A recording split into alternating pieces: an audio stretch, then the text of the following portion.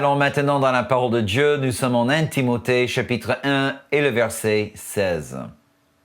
Mais j'ai obtenu miséricorde afin que Jésus-Christ fit voir en moi le premier toute sa longanimité pour que je servisse d'exemple à ceux qui croiraient en lui pour la vie éternelle.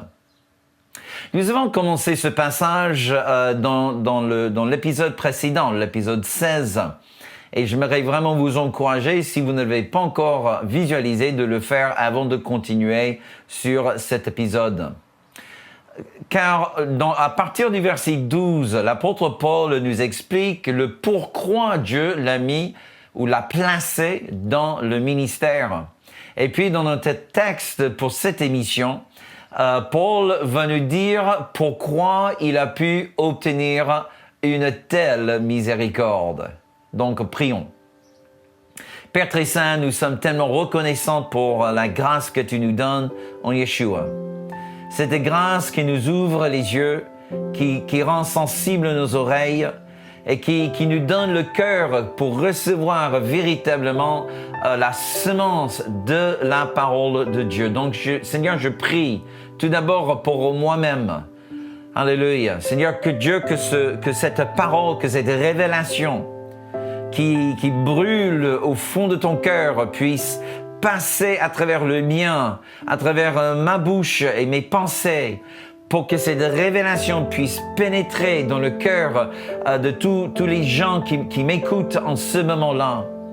Alléluia, Seigneur, je déclare que tu nous donnes à moi d'abord et à tous mes amis l'esprit de révélation avec l'esprit de sagesse dans toute la connaissance de Christ. Alléluia. Nous avons soif de toi, Papa, soif de ta parole et soif de ta présence. Alléluia.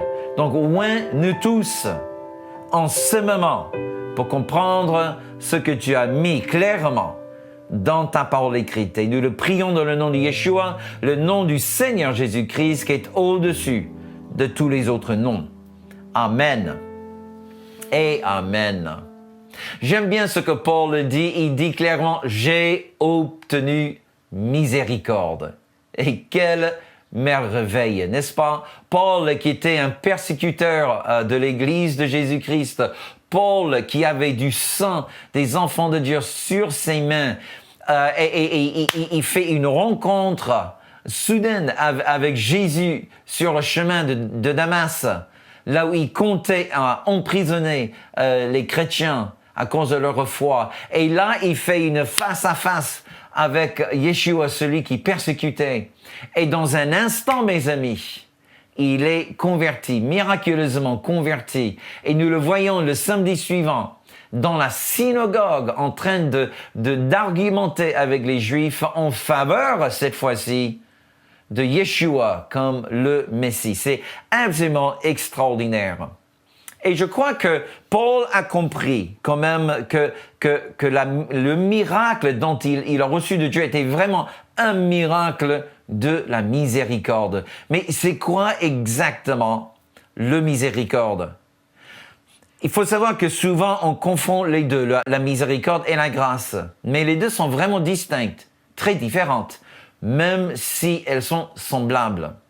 On peut dire que la grâce, en fait la miséricorde et la grâce apparaissent tous les deux dans l'Ancien et le Nouveau Testament. Mais la révélation de la grâce est vraiment contenue dans le Nouveau Testament. On peut dire que même Jésus-Christ et sa mort sur la croix nous a permis une révélation de la grâce qui autrefois n'était même pas possible. Donc même quand vous voyez le mot grâce dans la traduction française, surtout le Louis II, parce qu'il l'utilise souvent, dans l'Ancien Testament ainsi que dans les Évangiles, il faut savoir que c'est une grâce qui n'est pas encore révélée. La grâce du Nouveau Testament, la grâce de la Nouvelle Alliance est révélée en Jésus-Christ, grâce à sa mort et sa résurrection d'entre les morts. Okay? Mais la miséricorde est véritablement une révélation de l'Ancien Testament. Et c'est ça ce que nous devons bien mettre à l'étude avant de comprendre exactement pourquoi Paul a reçu ce miracle de la miséricorde. Le mot en hébreu qui est traduit en tant que miséricorde, c'est le mot chesed. Chesed. Le CH, quand vous le voyez dans ce sens, c'est le au fond de la gorge. Voilà, le chesed de Dieu. Et on peut comprendre le mot chesed comme bonté, gentillesse, bienveillance, pitié, même parfois l'amour, surtout la miséricorde. En fait, il faut savoir que cela apparaît plus de 200 fois à travers l'Ancien Testament. Et c'est un mot qui est très attaché aux alliances de Dieu. Au niveau de son étymologie, nous pensons que les racines du mot chesed proviennent du mot force ou permanence. Donc, chesed est très différent que la compassion. Très différente. Le meilleur mot en français, à mon sens, pour vraiment capter le vrai sentiment évoqué par le mot chesed est le mot dévouement. Alors le mot chesed décrit le cœur de Dieu envers son peuple, un peuple qui marche dans une alliance avec lui. C'est la générosité envers les défavorisés, mais pas que n'importe quel défavorisé. C'est les défavorisés dans l'alliance. D'accord? C'est Dieu qui marche vers nous quand nous n'avons plus la force de marcher envers lui. C'est Dieu qui tient promesse, même lorsque nous sommes infidèles. Même lorsqu'il doit discipliner son peuple à cause de leur désobéissance. Mes amis, le chesed de Dieu ne peut être ni racheté, ni manipulé, ni négocié, ni volé, et on ne peut jamais le détruire. Impossible. Le chesed de Dieu, la Bible le décrit comme le soleil qui se lève au matin et continue à grandir jusqu'à midi. En fait, il faut savoir que le chesed de Dieu ne connaît jamais de fin, ne se fatigue pas et ne s'épuise jamais. Il dure, la Bible dit, pour 1000 générations. Alors, c'est intéressant de noter la première fois où le mot chesed apparaît dans la Bible. C'est nul autre que dans la ville de Sodome. Oui, vous m'avez bien entendu. Alors, nous lisons en chapitre 19 cette histoire assez intéressante. Dieu, il envoie 2 anges. Nous pouvons penser que même l'un de ces 2 était nul autre que la deuxième personne de la Trinité, une Christophonie ou un préfigure du Christ, mais la Bible n'en est pas absolument claire ni certain, mais on pourrait penser que c'était peut-être Jésus dans une forme pré-incarnée, accompagné de l'ange de l'Éternel. Néanmoins, les 2 anges viennent rendre visite à Abraham. Et puis, ils racontent à Abraham quand Dieu comptait à détruire la ville de Sodome et Gomorrhe. Donc, Abraham se met à négocier avec les anges. Abraham était un homme d'affaires d'ailleurs, et négocier, c'est quelque chose dont il était vraiment un professionnel. Et il commence en disant, mais Seigneur, s'il y a juste 50 justes dans la ville, est-ce que tu le détruiras? Et Dieu répond, non, pour 50, je ne détruirai pas la ville. Et Abraham continue à baisser le chiffre. Mais ce qui est intéressant, lorsque les 2 anges viennent à la maison de Lot, il semblerait-il que même, je crois que c'était 10, Abraham s'est arrêté avec 10, et Dieu n'a même pas pu trouver 10 personnes justes dans la ville de Sodome. Donc, les 2 anges arrivent à la maison de Lot vers le coucher de soleil, et dans la nuit, les hommes de la ville de Sodome entendent que Lot avait reçu 2 visiteurs masculins. Donc, les hommes viennent, ils allaient prendre par assaut la maison de Lot et ils crient à Lot, mais livrez-nous ces 2 visiteurs pour que nous puissions faire selon nos désirs et nos convoitises. Les hommes de la ville, vous imaginez? Les hommes de la ville comptaient à violer et sodomiser ces deux visiteurs. Absolument incroyable. Donc, les deux anges viennent à la porte de la maison de Lot et ils frappent les habitants de la ville de Sodome et les a rendus aveugles. Des heures plus tard, le soleil commence à pénétrer l'horizon et les deux anges ordonnent à Lot de quitter rapidement la ville et de fuir vers les montagnes. Et c'est dans ce contexte où Lot, il ose négocier avec ces deux anges envoyés de Dieu. Malgré tout ce qu'il a vu, il dit, il est vrai. Alors, je trouve juste mon texte rapidement. L'ange, il dit aux anges, « Tu m'as magnifié ta miséricorde en ce que tu as déjà sauvé ma vie. » C'est la première fois que le mot « chesed » apparaît dans la Bible. Okay? Et là, tout de suite, il dit, mais est-ce que tu peux rendre mon voyage un petit peu plus facile parce que, honnêtement, je serais trop fatigué pour me fuir vers les montagnes. Et les anges ont accepté, ils ont négocié avec Lot, l'ont envoyé dans une ville voisine. Mais c'est juste extraordinaire de penser que ce mot, parmi les mots les plus extraordinaires dans la langue hébraïque, tellement attaché au cœur même de Dieu, un mot d'alliance. Et la première fois que le mot est utilisé dans la Bible, elle est proclamée par un gars qui était absolument dans le compromis profonde.